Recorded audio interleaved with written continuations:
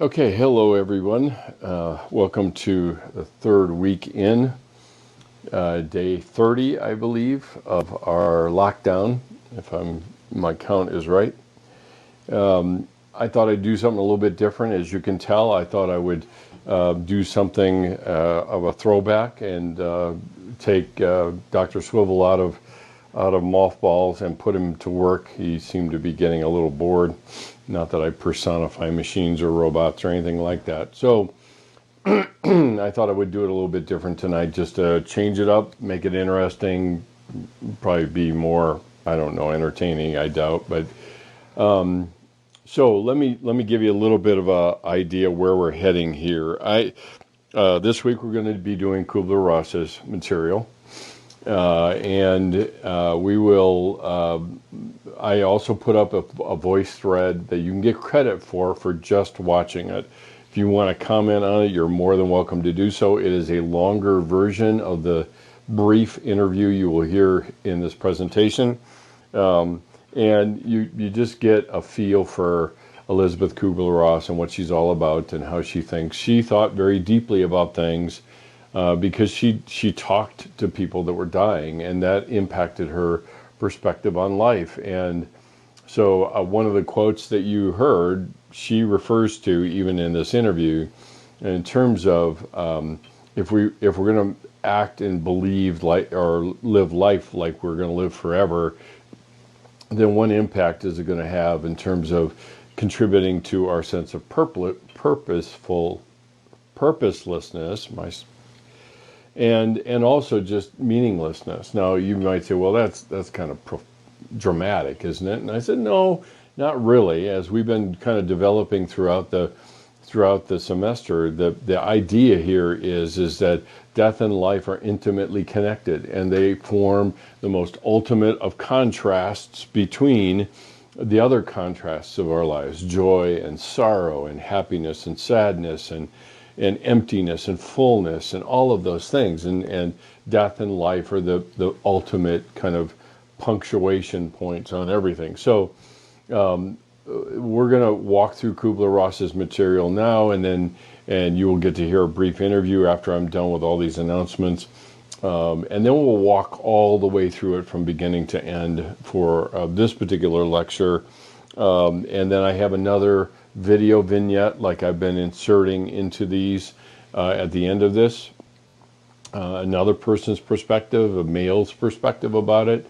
You've already heard Katie Couric's, you've heard Kay Redfield Jameson's. Now you hear a little bit from Elisabeth Kubler-Ross, and then of course his last person is Nicholas Christakis. So each one has a little bit different perspective. Each one is very I think profound, and gives us a little bit different point of view. In a lot of ways, what we're talking about is grief and loss and how people experience it and kind of their particular vantage point, because this thing is so unique to each of us, and we describe something that has some commonalities to it, but there's still some things about it that are very unique to us. So without any further delay, let me finish the schedule. I'm getting ahead of myself.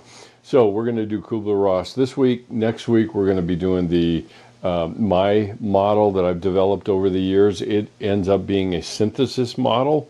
It brings together things from Warden and from Kubler-Ross and from Westberg. I don't know. I don't use very much of his material in it, but it adds a metaphor, I think, that helps us to understand grief a little bit more effectively, I think. Not that I'm partial or anything. So you can be your own judge of it, whether you think it's worthwhile or not.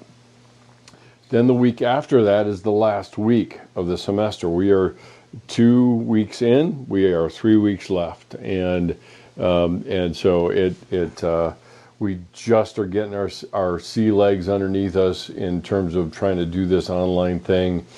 And so the week after that, we're going to be watching Tuesdays with Maury. As I mentioned to you, I put it on Blackboard so you can stream it right through Blackboard. You don't have to go looking for it in Netflix or anywhere else where it might be found. I'm not really sure where it's found.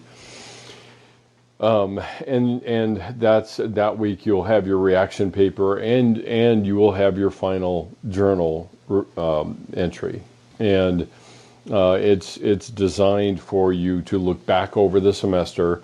We have had quite the momentous one, and all of your reflections that would come along with that in terms of what we've been through. And just by way of not really plug, but I will say, as of this week, I will start to produce a vlog or podcast on my website. It will appear. There will be 3 per week for the last 3 times. So there will be an even dozen of them.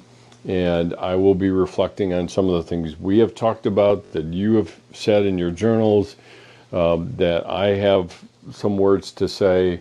The first one will probably show up on my website. It's drmitch.com. And it will probably be in CCU resources. I will produce it and put it on YouTube, but I primarily its hosting spot will be on my website. So you might want to check that out. You don't have to. It's there. Actually, it ends up being kind of a daily debrief or a tri-weekly debrief of my own, after looking back on talking about what's been happening to all of us, particularly in higher ed and academia, and the loss piece, and all that it's done really to us, and how we see social interaction and all that kind of stuff. So that will show up on my website. You might want to subscribe to it so you can get alerted if I put anything new up there. It will probably be on my YouTube channel too, because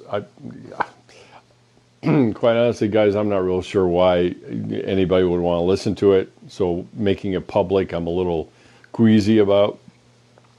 But that being said, this is almost more for me than it is for anybody else. And if it's useful and helpful and encouraging to other people, that's all to the benefit. So that's kind of our schedule and where we are. The personal awareness paper is due on Friday, as I mentioned to you way back at the midterm, at Friday at midnight. It is not due on Sunday. The last date for submitting late work is going to be Wednesday of that 3rd week.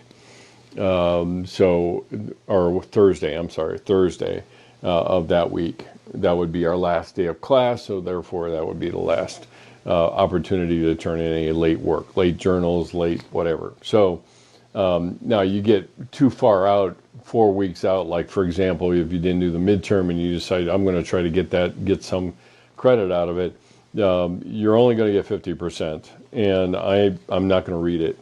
I'm just being straight with you. I don't have time to do that.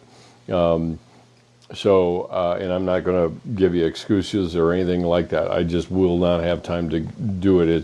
It's due. So you decide to do that, you'll get 50% right off the top, and you'll get some credit for it, but that's about it. I may peek at it just to make sure, just to keep you honest, but I don't think I've got anybody that's in that boat. So that's kind of the schedule and the layout of the land here for the next 3 weeks of what we have left. I would encourage you to start thinking about, this is the last 3 times that you will be meeting with your group. And so pressing in and grappling with it being a good goodbye at the end. I know that's hard. I know. A lot of people have been very dissociated over the last couple of weeks. We've had a lot to do. You've had a lot to distract you, including family issues and life and all of that. And a lot more work, as I've been hearing loud and clear. And all that being said, don't miss this opportunity. I hesitate to use the word opportunity even. But don't miss this. I know it's hard. I get it. And it won't be your last. So it's not like, you miss this and it'll never come back again. I'm not going to say that to you. I don't operate by guilting people into doing something they don't want to do. So that's entirely up to you.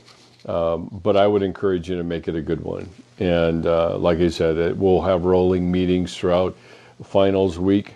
You can choose the time, and if you want to meet with me, I put the links up to be able to schedule a meeting with me using that link, and you see where what my availability is, and just schedule it in. And I would welcome the opportunity to sit and talk and look back over the semester or whatever you might want to do. So very lengthy intro, I recognize, but I wanted to get some of those things out of the way and some of those things said. So, okay, so here we go. We're going into Elisabeth Kubler-Ross's model. I'm not going to be sitting here forever. I can't do that. Not that I am ADD, I'm not, but I like to pace. And even though it's a 10 by 10 space that I can pace, which has a nice ring to it, I'm not going to be sitting here forever. So what I want to do is start you out and give you a chance to listen to Elisabeth Kubler-Ross and hear this brief interview, and then we will dive into her model and unpack it all the way to the end. Some of that stuff that we're going to be talking about is overlap, because we remember I said attachment theory is the beginning and kind of the base from all of these models. So there's lots of crossover points, and some things that you're going to find sound very familiar. At the same time, I take you back through it because there are some models that probably resonate with people more than others, and that's okay. There's a language that an author uses, or a theory a theorist use that makes more sense to some people than others. That's okay. And so here is Elisabeth Kubler-Ross in the interview with a couple of interviewers. One, a very young Oprah Winfrey, and then we will start talking on the backside of this interview. So as you see, she mentions fear and guilt as being the main enemies of man. And when you look at the things that we're going through right now, that is equally the case. What interferes with people managing to work their way through some of the things that they're feeling around being separated and isolated from people? It is the fear of what? The unknown. I don't know when this will end. As if I knew when it would end, somehow that would be different. And I wonder about that, really, honestly. I think all of us want to know when this thing's over. We want to know the ending date. I don't think that this is going to necessarily be a clean ending date. Things will progressively open up.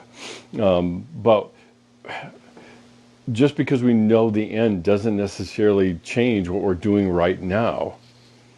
And the thing that I see over and over again is people are kind of borrowing against tomorrow. In other words, I will just get through today, and then when I get to tomorrow, I'll worry about it. I get that. I think everybody's doing that at one level or another. But fear and guilt. Why guilt? And the guilt is because we wished we had done certain things, or we wished we had said certain things, or we wish we would have made more of whatever it is that is going on right now. And yet we're in the midst of a completely unknown, odd, what's the major word I keep hearing over and over again is weird. It's almost like this word weird picks up. I don't have words for this, so I just label it with weird and move on as if that's actually a descriptor. So when we look at her model, we start with what you see in the model in terms of quote unquote normal functioning. Now that's in quotes for a reason, because most everybody brings in with them whatever they would consider normal in terms of their functioning. So people bring in with them, as we have seen, and you have no doubt heard, and you have felt, is that if I already have a lingering sense of loneliness, for example, I bring that in with me into this time of loss and isolation and uncertainty and all these sorts of things. It triggers a lot of our default behaviors. So normal functioning, we bring it with us. And then the couple features about this, I'm not going to get into the detail, I'm going to unpack each one of these. But a couple features of this that I want you to pay attention to that is relatively new additions is the idea of loops. Is that she added loops into this thing that it goes progressively downward and then progressively upward. But each one, the nature of a loop is that at some point in time, I feel like I'm going backward. And that's what's really key here, because it triggers a lot of anxiety in people, like I'm going back to square one. Now, the one thing that I will describe for you or talk about for you is just this idea of grief is a lot like climbing a mountain. And so, since we live in this state, we are fairly familiar with this. But imagine for a moment if you actually had the capacity to circumnavigate the entire base of Long's Peak. Let's just say that for an example. It would take us days, obviously. And even if you couldn't, I don't know when you could actually identify where the base is and starts and where it doesn't. But all that aside, and essentially I circumnavigate it. And with each pass, it takes me a little less time, but I end up hitting very similar obstacles all along the way. Now imagine for a moment that this part of Long's Peak has a ravine that runs all the way from the top all the way down to the bottom. And as I circumnavigate this, I hit this ravine. And it takes me a long time. It's filled with all sorts of crap and brambles and other things, and I get scratched up, and I just worry about getting out of that ravine and keep moving. And I navigate around it, and I come back around, and I'm going a little higher, but I hit the ravine again. And I say, well, crap, here we are again at the ravine. I'm back to where I started. And that's what a loop is like. And so even though I'm getting higher on the mountain, I still keep hitting this stupid ravine. And you can name the ravine. You can tell me what's in that for you. Because I think all of us feel like this is just one long bad nightmare of a week. Because one day rolls into another, and we're not really sure where it starts and where it ends. And we get up the next morning, that's probably about the only thing that marks the end of a day, is because we sleep. And if we have any of our routines in place at all, we might take a shower in the morning, have something to eat, and then it's like everything after that is all a shambles. So the features here in this model I want you to pay attention to is the idea of a loop and the sense of downward spiraling, excuse me, and then ultimately upward spiraling as we go. So what she refers to as a return to meaningful life. So we're in normal functioning, but we return to a meaningful life. And so the wording here is important to pay attention to and notice. So let's look at each one. Where we start is the shock and denial stage. The reality of the shock and denial stage is actually helps us to deal with feelings that are actually overwhelming. It breaks them down into smaller component parts for us to do that, whatever the feelings might be or whatever they aren't. Because I think for the first week after, and I'm going to always be putting this in the context of what we are all experiencing.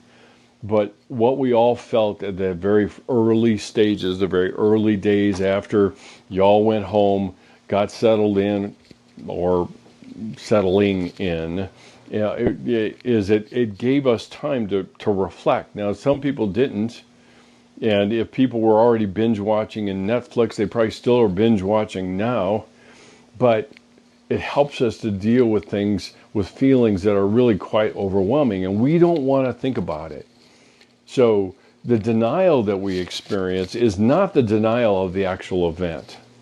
It's the denial of this middle knowledge that we talked about when we were talking about Warden's material, the existential idea of knowing and not knowing, of I know this is true, but it just can't be true. It can't be happening the way I'm thinking about it. So it throws everything into question, and that's where the meaningless and the overwhelming part of this happens. And so it it isn't just the one event. This one event just spreads out everywhere. It's like throwing in, a small droplet of food coloring into a glass petri dish, and it spreads out everywhere. And that's really what we're talking about in shock and denial. The other thing that happens here is we go from thriving before the event or loss, whatever that might be, to survival. And we're just going day by day. What does it take to get through this day? And that's really about it. And the reality of survival is we tend to be very myopic. That we tend to be very short-sighted, which is synonyms with myopic. And the only decisions we have to make is whatever is 3 or 4 hours out. Or maybe whatever decisions we have to make only has to do with getting us to a place where we can take a nap or sleep. And so life reduces down to simply getting through the day. The thing to keep in mind, and I've mentioned this to you all before, is that there is a certain grace in denial. It's a little bit like, the burn wound that I developed in my book as a metaphor. There's a certain grace in it hurting so much that the pain kind of whites out and I don't feel anything initially. And there's grace in that. It lets in only as much as we're able to handle at that time. Now you say, well, the quality of the handling is not that good. I get that. And we're not really talking about the quality of handling or anything like that. But we go from a state of thriving to just surviving. And that's what happens during this shock and denial stage. Another thing that we have, the next place that we land then is anger. And I don't need to spend a lot of time in shock and denial. We hit this every time we talk about a model. That's the one that everybody starts with. That seems to be the starting point, is the shock and denial. The thing to keep in mind is one of our greatest strategies in trying to manage anger is to subject it to a logical ruler or reference point. So I don't know why I'm feeling so angry. This just isn't logical. It's just a frickin' virus. It doesn't pick on anybody. It doesn't care about, anything. But anger isn't always logical or rational. It doesn't have to be, because it's part of our experiential life in terms of being human. And so anger surfaces oftentimes when I feel safe enough to know that I will probably survive whatever comes next. And I'm with people that I'm safe enough to feel these emotions with. Anger is an extremely alienating emotion. That's why most of us don't show it, right? Because if I show it, people will run away in terror. Besides the fact that if I show it, and I've experienced it within myself, the interesting thing about it is we assume people will do what we've already done to ourselves. We've already run away from ourselves with the anger, particularly if we've been in the kind of family life and other things that we've gotten some pretty harsh feedback about anger, that we're not supposed to have it, or as Christians we're not supposed to have it, or whatever that might be. And so anger doesn't get shown directly. It gets shown in being cranky and cantankerous. Now, some would say I'm that all the time, but it's not because I'm angry. It's just because I like to jack with people. But our frustration level drops or our frustration threshold drops, is what I should say, which it takes less and less to get us frustrated. The other thing that's interesting is that the more angry sometimes people get, the more anxiety starts to show up. Now, again, a lot of times the anxiety we feel around anger is around other people's response to our anger, or at least our perception of their response to our anger. And then, of course, irritation, feeling embarrassed because we're angry. We get all sorts of messages in the Christian community about anger, and most of them are distorted and false. Like the whole idea of, not be angry. The problem is, as Paul said, don't be angry, but don't sin. He never said don't be angry. Is it possible to be angry and not sin around something like this? You betcha. You betcha. There is a sense of helplessness that anger expresses for us. And so a lot of times when I start feeling it, then shame comes racing into the picture, because then it's not only am I angry over the circumstances I find myself in, but I am also an angry person now. And see, when some of these labels are attached to us that have to do with our person, it's all about shame. And ultimately, shame is some of our best control and containment strategies when it comes to handling our anger. And why? I mean, again, like I said, our anger is always in a social context. And so we're already kind of measuring out how somebody else is going to respond to us if we're angry and if we're feeling these things. So anger accomplishes a lot of things for us, but also puts us in a terrible position because of the social context that comes with it. The other thing that we have to take into account is that anger is a necessary part of the healing process. Now, this is probably the worst news that you will hear all week, because we don't want it to be, bottom line. And we'll gladly divert it anywhere into anything else. Anxiety, because anxiety ends up being more socially appropriate than anger does, doesn't it? But in a lot of cases, and I came into a family that my father-in-law was a veterinarian. He was that for many years. And I can often remember him looking at a wound on a dog or whatever and say, holy cow, that's a really angry looking wound. And the reality is the angry looking part of that was actively in the healing process. And in some cases, and I've told you this before, is that with people that have had significant burn wounds, in days gone by, before we had artificial skin and the ability to kind of treat burn wounds, they would shoot them full of Demerol, put them in a whirlpool, and scrub their wounds. You can only imagine what the skin looked like after that episode that they had. It would look pretty angry. So anger is part of this process, and pushing it away is sectioning off. And unfortunately, a lot of our emotions is a package deal. I shut down one, and the whole shooting match goes. The whole thing goes with it. And so, and that's really how we're wired. It's a description and a connection with how we are. It is also the basis oftentimes for, and the reason that we have it is because of transactional way of thinking about God.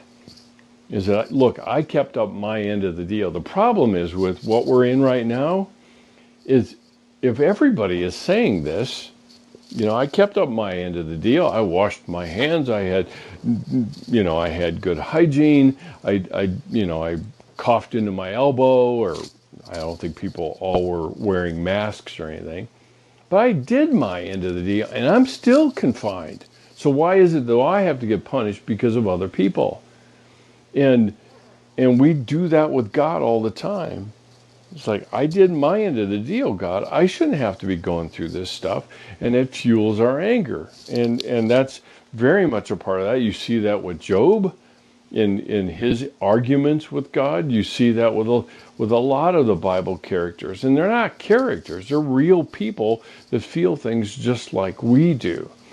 So anger is part of the healing process. It oftentimes the basis of anger is because of a transactional way of thinking about God. The other thing is to keep in mind, particularly when you're walking through with other people, and hopefully they with you, is that if we ask them to move too fast, we will not only alienate them from themselves because we're saying anger is not appropriate. You can do anything else, but anger is not appropriate. Then basically we have alienated them, and we've also said, excuse me, you need to disconnect from your own heart for this to be appropriate. So whenever whenever we ask people to be different than where they are right now, and you guys have heard me say this all the time, that God loves us as we are, not as we should be, because we're never going to be what we should be. Well, that's particularly true during this time. The frustration, the anger, the anxiety, all the other things, when we ask or at least imply to other people that everything would be fine if they were just different than they are or someplace else than they are, then we're basically saying, I will accept you only if you do certain things. Only if you don't show anger, but you can show all the other things, and that's fine. So another few more pieces of this is nobody likes to be asked to change and not be accepted as they're trying to change. We all know, I think there are lots of you in either of these classes that are in leadership positions, and when we ask somebody to change or we give them feedback, the context in which change can occur is acceptance. If they feel like they are being critically evaluated, they might still attempt, and some of the frustration will start showing up, or they'll shut down and they'll comply, but in so doing they will disconnect even from themselves. So we like it even less in the midst of grief. When I'm being asked to lean into something that I really don't want to lean into, I don't like it, why should I have to do this? My best chance at doing that is always going to be in the context of acceptance. And again, I'll repeat a lot of the things I've said to you before, is I can't change what I won't accept. So it works within me, and it works within our ability to walk with other people and accept them. So underneath a lot of the pain or anger we have is pain, and it's uniquely our pain. It's not anybody else's, it's ours. And as we've talked about, and see, there are lots of really good lessons, as no doubt you've already caught. There are lots of good lessons in what grief and loss teach us about all other relationships we have with other people. Because the reality is pain is pain. My pain is not your pain, and yours is not mine. And so if I want to walk alongside someone else and I want to try to understand them in some way, then I need to understand the internal topography of what your pain is like for you. I can't just assume that pain is pain, or that your pain is just like mine. Because I will usually use my strategies for dealing with pain on you, rather than getting to know what yours looks like and walking with you through it. So, the other thing that we have to take into account is that anger provides us with the energy to move through this. And anger oftentimes provides us with the strength that we need to give structure to what looks like absolutely nothing. It's empty. And so anger provides me with the energy, the movement, if you will, into this place that looks like it is completely absent of anything. Specifically the person or the situation. I think when we talk about I'm separated from school just like you are. I'm not in my office like I normally am. And me being frustrated, or kind of the 10,000 yard stare when I'm waiting for my dog to take care of his business in the backyard, is is very much a part of this processing of the anger and the helplessness that we feel. It, particularly when it comes to relationships, when it comes to loss in relationships, our anger is oftentimes an indication of the intensity of our love. I've said that, we have talked about that before, is that when people walk out of our lives, whether by death or otherwise, there's an emptiness left behind, and they have occupied that space where love was actually directed. And so when they leave that space, the love is still there. It's occupying that space, but with no object. And that is very much a part of all of the anger that we're talking about. So what I hope you see is that anger is can't possibly be described by a single word. Well, I'm angry. Well, there's a lot more to it than that. Like, what did this thing mean to you? Remember that we talked about that as to how we go about denying things, the meaning of it, or the importance of it, or I'm just waiting for it all to go back to the way it was before, or any of those things. So anger has its own unique topography, and we need to be able to take the time to know our own, and also really to know someone else. The the the other thing to keep in mind is it is a natural reaction to the unfairness of our loss. There are few things that trigger our sense of justice than when we lose something unjustly. And most of the time when we lose something, it's always unjustly. So we may have guilt, we may have anger that turns in on ourselves, as we've already talked a little bit about that with the particular mile marker that we talked about. Remember, the anger turned inward. But anger affirms, if you want to put it that way, it affirms that I can feel something, that I actually did love what was there, and that I've lost something. And it's not like, oh, gee, I need to be reminded of that. No, we bump into it all the time. I had a conversation with somebody not all that long ago about the big items I can get, leaving school and missing graduation and not having regular interactions with people. I get that. But there's the little things, oftentimes, are the ones that we don't pay attention to, and are oftentimes the harder part, because they are the things that remind us, and they're the things that oftentimes hijack us. Because it's like, yeah, I got it. I'm not, I'm not in Lakewood. I got that. That's a big part of it. But what about just the drive to school, and what the time, what you did in filling the time with that? It's very much a part of the landscape of our anger. Now, where we go from here, which we've been talking a fair amount about, is the idea of well, let me move ahead here so that I didn't get these slides in the right order. Detachment, depression, and detachment. And that's the lower part of the loop. And when we allow ourselves, and this sounds kind of crazy to do, is allowing ourselves to experience the depression we might feel. I'm sorry, I did the wrong one here. Yeah, no, I didn't. I got it. It will leave as soon as it has served its purpose. And see, depression does do that. It kind of slows us down, and it allows us to look and reflect. Now, you'd say, well, that's putting a pretty positive spin on depression.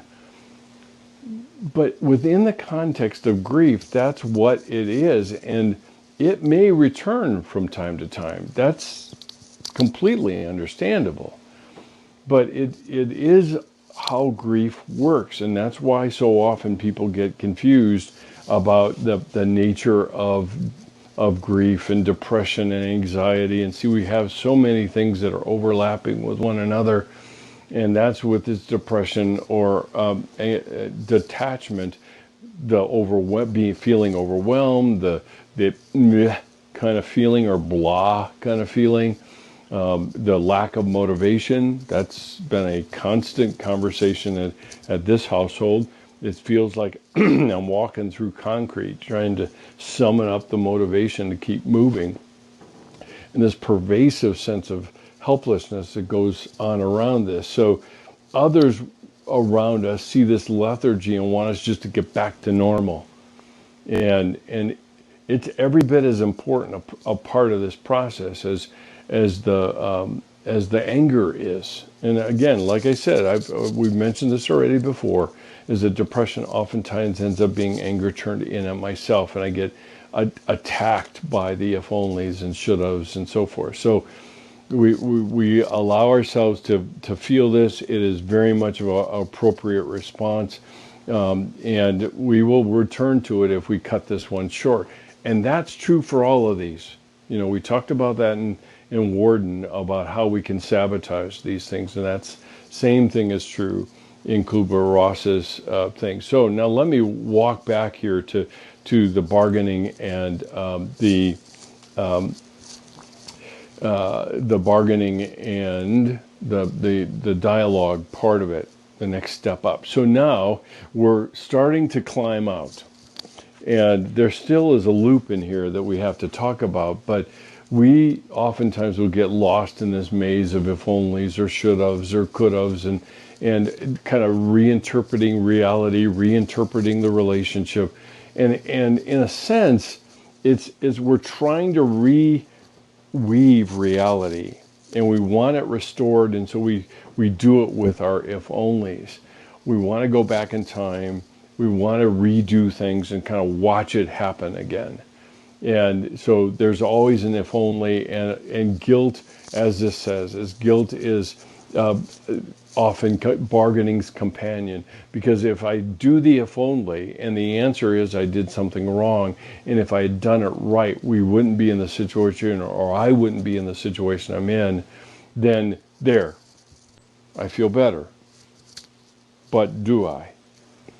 I'm not so sure. Well, I am sure. No, I'm not. The thing to keep in mind in so much of this dialogue and bargaining thing that we're talking about here is I want to be able to explain it. I want it to be, and if I can explain it, then in the future I can predict it, and if I can predict it, then I can prevent it from happening, and if I can prevent it from happening, then I won't feel as bad as I do now. So bargaining serves a purpose in terms of us rewriting reality. It doesn't equip us any further, but it seems to be something that we all feel very compelled to engage in here. So the other part of this is that bargaining oftentimes ends up being a reprieve. It gives us, quote unquote, something to do. You might say that it's a distraction. And like I said, there's a lot more about grief that's just normal for us. And this is one of those. Because oftentimes bargaining actually launches us into thinking about the future and moving from the past. And if only I hadn't done this, then I wouldn't have done it differently. And I stand a chance of actually kind of logging it in my head that indeed I would do it differently next time. And that's a possibility. That is very, very much a possibility. So from there, as I said, it launches us then, and I'm going to move past this here, into acceptance.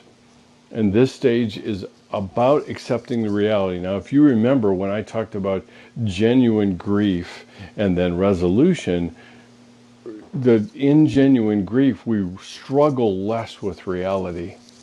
And in acceptance, at least from the point of view from where Kubler-Ross is talking about, we accept reality that the person's gone, not just fact, but also feeling. Okay, so what does that mean? If I accept the fact that the person's gone and my feelings match that, I don't, when I feel sad, I let myself feel sad. When I I think of something funny that happened, or that my life was made dramatically better because of that person or the situation or whatever, I allow myself to do that. And that's accepting reality not only as a fact, but also as a feeling. And that's the key here, is that a lot of the ways that we can sabotage this thing is by splitting facts from feelings. Can people get through the grieving process just on facts alone? Yeah, they can. Yeah, they can. And they can actually look pretty darn good. And a lot of people would look at it and say, that looks like a pretty good way to go. But there are huge patches that are left unhealed within the heart. And what ends up happening is it shows up in later relationships. If you guys remember when I was talking about the idea of that I swore that I would not love again. And when I did, it created a false ceiling of how far I would allow myself to be loved, or how far I would allow myself to actually love. And so it affected relationships thereafter. And that's the way what happens when we split fact from feeling, is that it becomes, these stages or whatever, model we're working from become a list of objectives to achieve rather than things to walk through and experience in as holistic a way as I know how. It is, in a strange way, as we move through grief, healing brings us closer to the person we love. Now, again, I will refer you back to something I said earlier, is that it seems like when I began to be able to say goodbye, I began to be able to accept the reality that my dad was gone, I wasn't going to get him back, I needed to figure out how to invest in life in a different way. Now, remember, that was a whole decade later. I'd spent a whole decade waging a war against God and how wrong he was.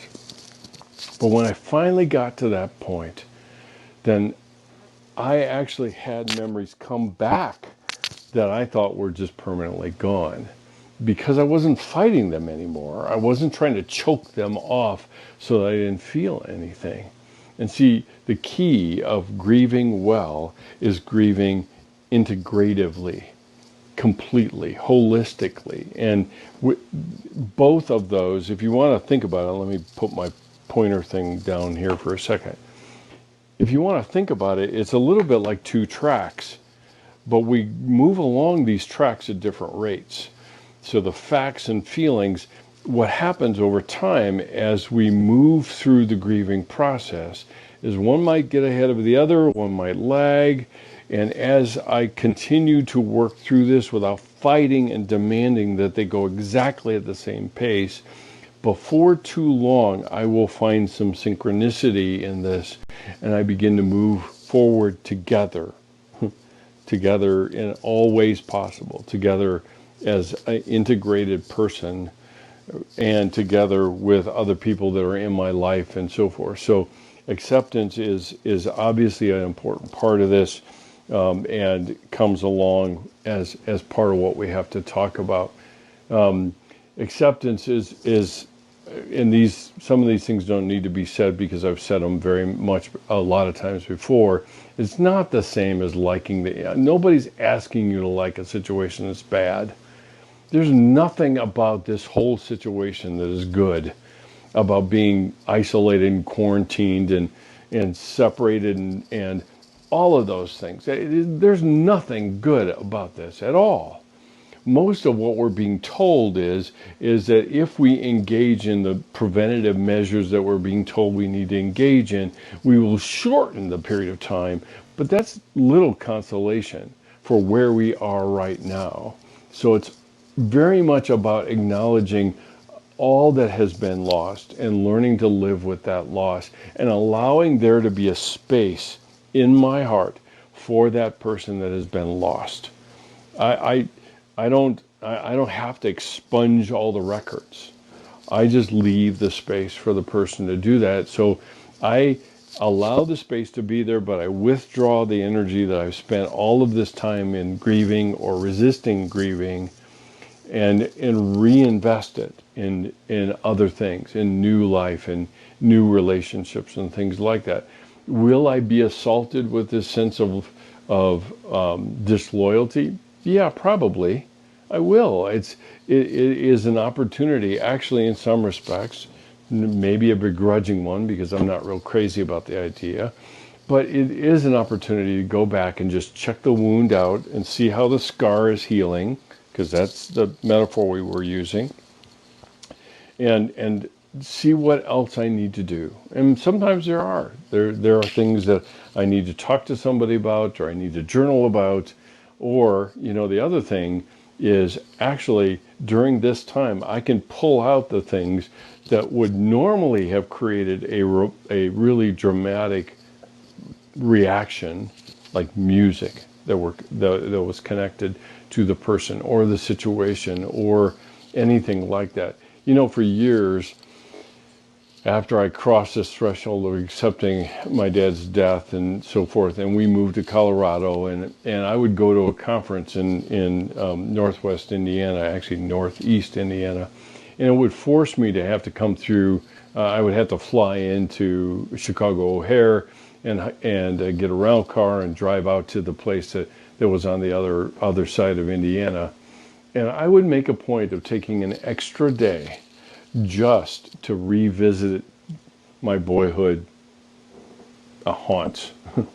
The basketball court that I spent so much time alone, or the house that I grew up in, or the funeral home where we had the funeral. And then eventually the last thing I would do would be visit the cemetery one more time.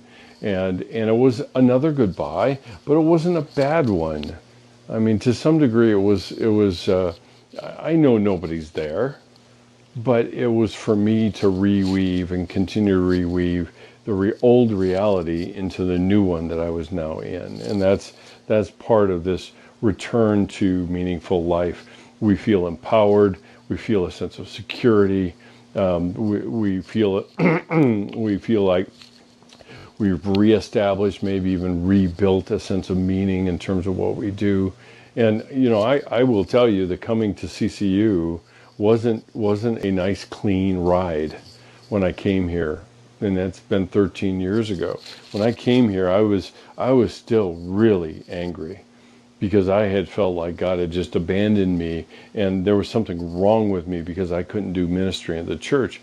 And if you were ever able to sit Saxby down and say, so what was it like when Mitch came here? And he would probably look back at that and say, it was a really bumpy ride. Not only was he in a lot of pain, but but I had a lot of encouraging I had to do to let him know that God brought him into a new ministry, and that was the new sense of meaning. And I think I have only relatively recently, now, in your guys' years, that may seem like an eternity, but it's probably just been within the last 5 to 7 years that I began to realize that indeed this is the ministry God designed me for. And that doesn't mean my private practice wasn't. I spent many, many, many, many, many years there, all for good reason, all for good purpose. I think I was well designed to do that, but this was the new season, and I fought it. I fought it hammers and tongs, going into it entirely. So the overall model, what you have is, like I said, the normal functioning and the loops down to the bottom where depression and detachment are, and then the coming out. I will go back to the metaphor I gave you of going around a mountain and going higher, but always hitting the same things. And eventually, when you move higher and higher on that mountain, the ravine goes away. And you have a place to look back on and say, oh, now I see what happened. That ravine goes the whole way. And I thought it was just a reminder of how far back I was. I was back at square one again. And that they couldn't be farther from the truth.